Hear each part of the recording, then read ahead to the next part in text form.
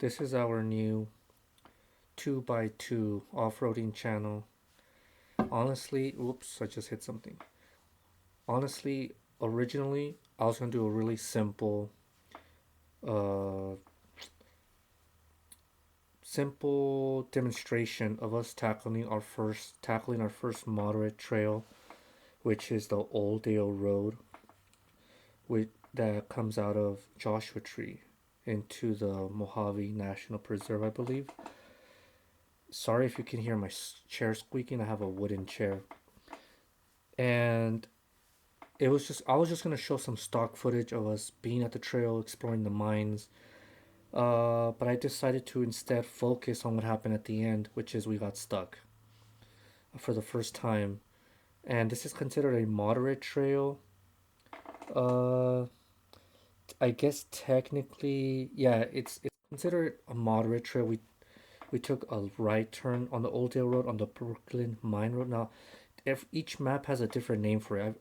On the actual place, it was called the Jeep Trail, and I've seen it called something else on Google Maps, and I have the Joshua Tree National Park map from the National Geographic, and that one's also a little different. They're all a little different, right?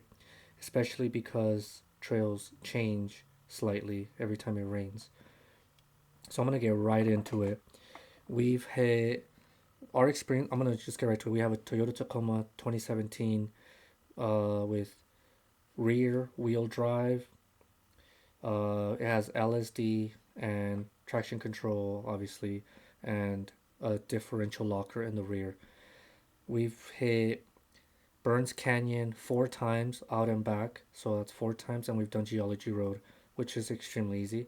About, I don't know, 4 or 5 times, and then we've done Power Line Road from Yucca Valley to Desert Hot Springs once. So that's how much experience we have. And we were ready to tackle a moderate trail. And this was perfectly up our alley because we come from hiking and we love exploring, and we actually did end up doing a lot of walking as well. We like to park and just go look at other mines, and we also had some lunch. But I did get stock footage. I'll be playing that in the background, but I'm gonna get right into explaining how we got stuck. So at the very end, in fact, if I put a image of the map, we got stuck right around the Los Angeles mine, which is, I think it's called that because there's a big water metal container and it has the Los Angeles logo that it was made in LA.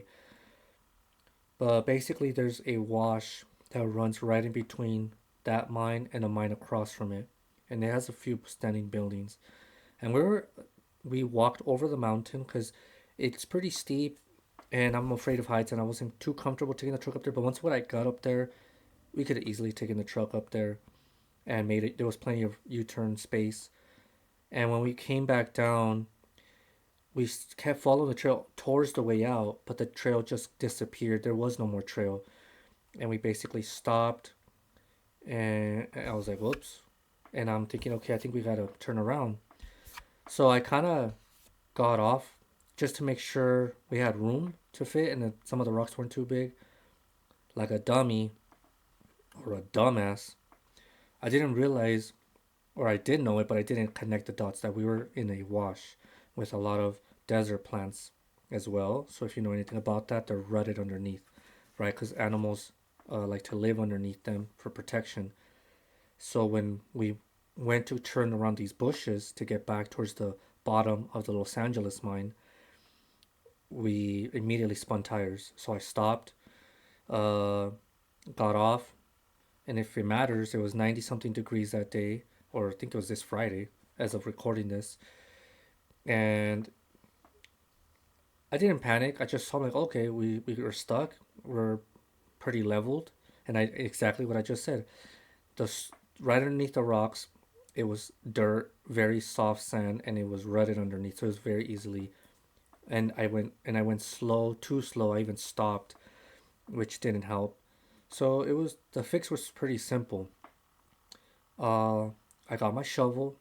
I cleared out some of the soil in front, and I've seen videos of people struggle with traction boards, and I think it's mostly out of laziness to do it right before you actually do it. and understand the situation. Because that out of all the mistakes I made, using the traction boards wrong was not one of them. And now I understand I don't have any footage, so I don't have any proof that it happened.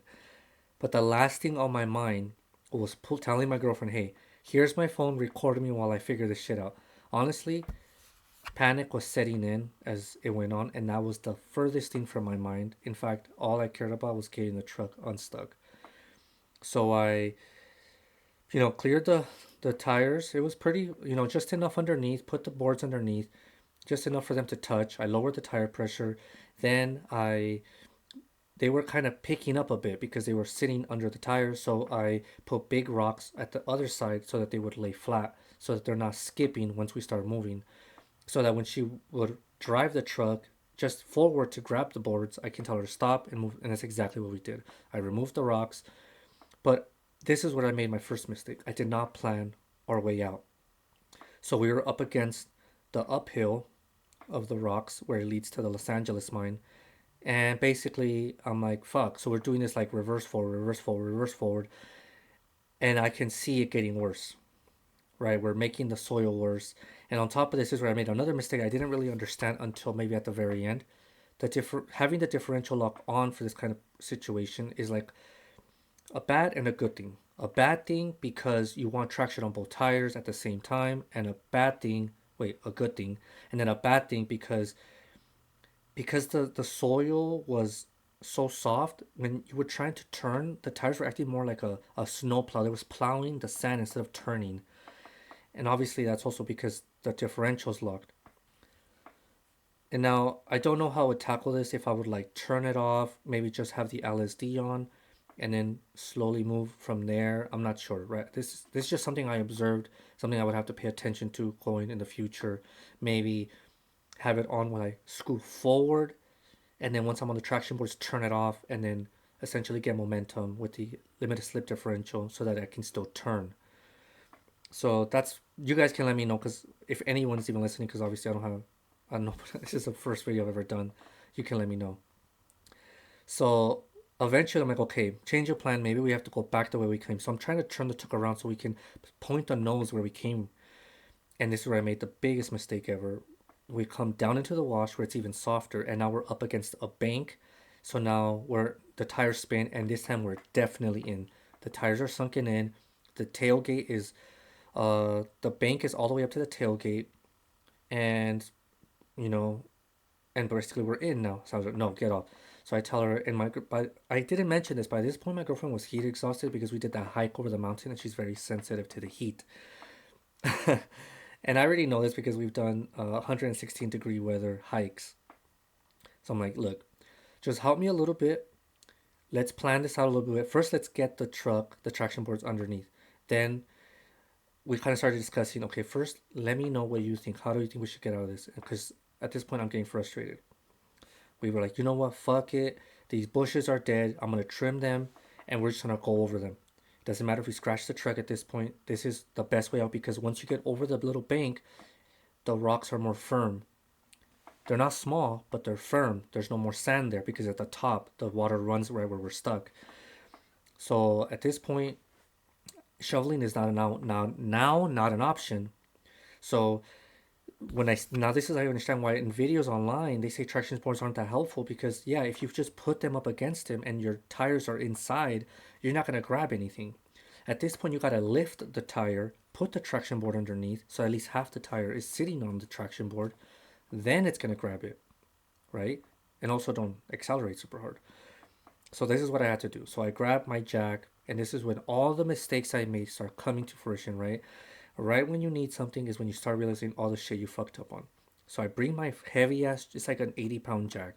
It's an old one. I got it for free because this is a budget setup. I grab it, and I realize that differential is all the way in the back. I have no room to work back there because I'm up against a bank. I can't put it on the side of the frame because that's where the traction board needs to go. And then when I'm like, okay, let me at least lift it a bit so I can get the bottle jack on the back without having to work so hard to get that shit up. I did have a board for the bottle jack, but not one big enough or strong enough for the big jack. This is when I realized I forgot to bring the handle for the jack. I usually bring one from work because this one doesn't have one, and I realized I didn't bring it. And this is when I start to realize, how the fuck am I gonna get this thing up? So now I'm getting more frustrated. It's 90 degrees, 90 something. The rocks are scorching hot. Luckily, I wore pants and hiking boots because, and a hiking shirt, a cotton shirt, which is thicker, and to give me some protection from the sun while I'm laying there. Luckily, under the truck is shade, and it's cool under there despite it being super hot. At this point, I had just told my girlfriend to try to clear out some of the tailgate, although I did not realize she succeeded and gave me enough space where I would later realize I could use. So I tried to use the tire iron to get the jack up. I bend the tire iron. Then I'm like, okay, now I gotta use the bottle jack. So I put the bottle jack all the way in the back of the differential. I left the jack up so that I can have more working room from the body because the body was hanging kind of low, so I had have more room. So I'm using all the little like things that you gotta use to spin. Although I have never used a bottle jack, I've always bought in my own jacks because I don't like struggling with them. So I never realized that the tire iron is used to turn it, which was the biggest mistake because even though at the time I didn't know it, I bent it, which means now it didn't fit. So I had to use just momentum in my hands, and with sweat and the heat, I blistered the crap out of my hands almost immediately. Despite having calluses on my hands, I still blistered them immediately, but it didn't matter. I had to get this done. Slowly but surely, what felt like maybe 30, 40 minutes, I got it up, and the first tire was up. I put the traction board, I cleared some of the rocks, got it nice and stable. And I'm like, okay, I have this other small board. I'm going to put it at the front of the board underneath because who knows? I'm just planning ahead. Now I go to the next time. I'm like, I don't think I have enough energy to bust another one. At this point, I'm kind of walking around to sort of clear my head before I start the other tire. And obviously, there's a bunch of debris from the mines from back in the day. So I grab a splintered like log or piece of wood. I take the nails out. I'm like, okay, I'm gonna use this for traction after the truck has cleared the boards, because I don't give a crap at this point. I need as much shit so I can get over this little bank. So I set it down. Now I grab my bitch. I'm like, I just have to figure out how to get this thing up because how else? I just can't do that bottle jack again. I just when I realize that I'm checking the other tire and I see light at the back of the tailgate, right where you hitch. I see light. I'm like, oh my gosh, I think that's enough room to get this damn jack underneath. And yup, it fit. And I'm like, okay, I see the frame stretches to the back of the hitch, but on the left and the right, they're still framed. I'm like, I can lift it from here. And I don't know if you know this, but when you don't have a board underneath your jack, the wheels can't move to reposition itself so it doesn't slide off the frame. But that's another issue I was having. But luckily, in the back, I can put it far back enough that when it starts to slide on the frame, it's still going to be holding the truck up and I have plenty of room for error. So it was the perfect spot. I picked up the truck within like 5 minutes. Oh, I'm missing the big part. I was using my body weight to lift the jack up and I realized I can't get it up any higher. I need to figure out something with what I have. So I used the little turning knob on the bottle jack to get the jack up because that's the strongest thing I have. And then, yeah, it worked perfectly. I still struggled a bit, but I got it up. I put my traction board down and I'm like, okay, now that the traction boards are down and they're secure, I'm gonna make sure we get out of here because I'm not doing this again. I got this giant sheet of metal, it's like 5 feet long. I put it underneath the traction board so that it lays pressure on it as it moves. And I don't even care if it applies traction or not. I need something other than the rocks. So I did that. Laid my two boards as well. I mean, I put as much shit as I could put. And I told my girlfriend, okay, you're gonna take off nice and slow. Although this is where I made another mistake. Uh, Thinking in retrospect, we should have. So I don't know if you know this about a Tacoma, but it has S mode 1 through 6, and it shortens and lengthens gears to help you either accelerate or engine brake. In case of S1, you get more torque. I would honestly, my head was so in. I don't know. I guess in the heat, I should have told her to put it in S6 for less torque, so that we prevent wheel spin. Um, but it all so this is where it comes. Either way, we got out. I told her just go. And I just had one more obstacle. I After the bushes, there's a rock that could get in the way, and I just did not want to risk having to get blocked by that rock and in the back of the tire spin because it's still a really iffy area. So this rock must have weighed about 300 pounds because there was no way in how I could even pick it up. But I could muster enough strength to just tip it over, and tip it over until it got all the way out of our way for sure. And once of that, I was standing in the back of the truck just making sure everything was good. Okay, anything else I gotta do, all tools are out of the way. And then that's when I realized, okay, I need to get out of the way because something's gonna shoot out from the back of the truck. So I went to like the front left, and I'm like, okay, told my girlfriend, just nice, ease on the gas. Once the traction boards are grabbing, maintain speed and just go. Go over the bushes, just go. Don't stop until you're good. So she hits the gas, she's going, the freaking splinter log is breaking apart. She's getting traction, even though the wheels are spinning a bit. She's going. Momentum is achieved, and she tailgates out of there. And she went far. Like it was easily like a 2 3 minute walk to get to the truck. That's how far she was. She was not gonna risk stopping anywhere that wasn't the trail. And the sheet metal went flying, and I'm like, yeah, that was probably the smartest thing I did that day, which is consider that thing's gonna go flying. I don't know if it helped or not, but I was not gonna take chances. Now came carrying, so I carried all the gear back. We carried all the gear all the way back to the truck. The jack weighs like 80 something pounds. Carried that thing. I was exhausted. So things that I did do right, I guess, is I did use the traction boards effectively because they never slipped. I never got more stuck. We were, by the way, I don't know if I might post some images of the map for this trail, but essentially you're surrounded by mountains in the desert and there's nothing. There's no signal. There's no cell service. Although, if worst come to shove, we did speak about this. Like if we could not get out, we would essentially wait for nightfall and walk to the main trail and then walk towards 29 Palms or towards Joshua Tree. Obviously, that was up for debate because it's really only like 12 miles, and that could be done within around 8 hours, 8 to 12 hours, which is in a life or death situation. That's nothing.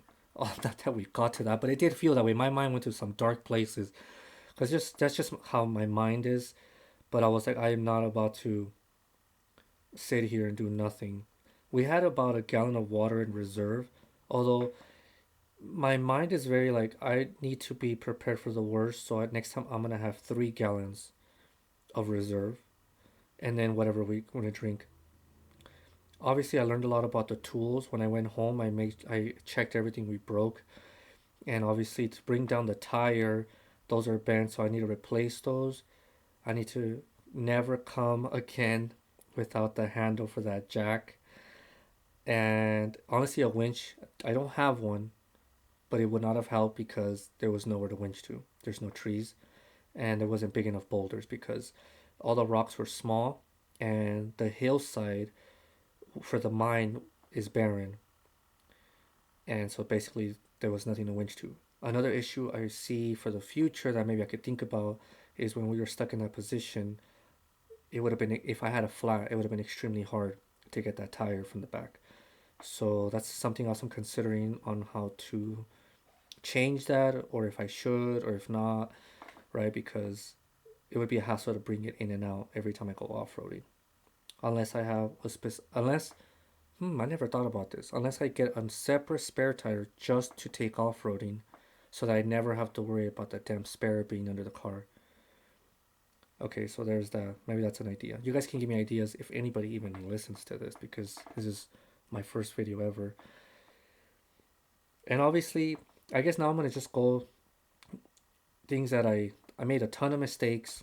I told my girlfriend I think now we are real off-roaders because now we got stuck for the first time and we have to be self-sufficient and work together in order to get unstuck. It's funny because we didn't see anybody out there until we were heading back to Joshua Tree and we saw a Bronco and I'm like, I wonder if he would have even headed towards the Jeep Trail because the main trail goes left if you're coming from Joshua Tree and we went right, which is a dead end trail which leads to the Brooklyn mine. Although on this map it's a dead end, on other maps it keeps going. Like I said, they all change. There's so many mines. If you like exploring, this is the perfect trail for you. We got off a lot. I think we walked like 15,000 steps. We a lot of beautiful rocks. A lot of the mines, all the mines are locked except for one, but it's a dead end. We love caves. I actually got we went in for the first time. It's just an awesome trail, beautiful views, so many places to camp for backcountry camping. A lot of little people have left fire pits. There's only like two or three buildings standing, and there's a lot of ruminants of mine activity. One of them was very cool. It has huge shafts. And honestly, I asked my girlfriend when we were on our way to the into the main road. I said, "Would is this gonna stop you from wanting to come again?" She's like, "Hell no." She's like, "Why would I let that stop me?" Yes, it was scary, but that's adventure, and I thought that's awesome, right? That's exactly what I was thinking, and that's just how do I say this? Another thing that benefited me a lot is clothing. I think I've never heard anybody talk about this, but when you get into a situation, the last thing you want to have on is shorts. We didn't have gloves. That's something we want to start carrying. Some work gloves in case something like this happens. Just have some gloves because shit gets hot out there. Everything gets really hot, and it wasn't even 115, which is the typical temperature.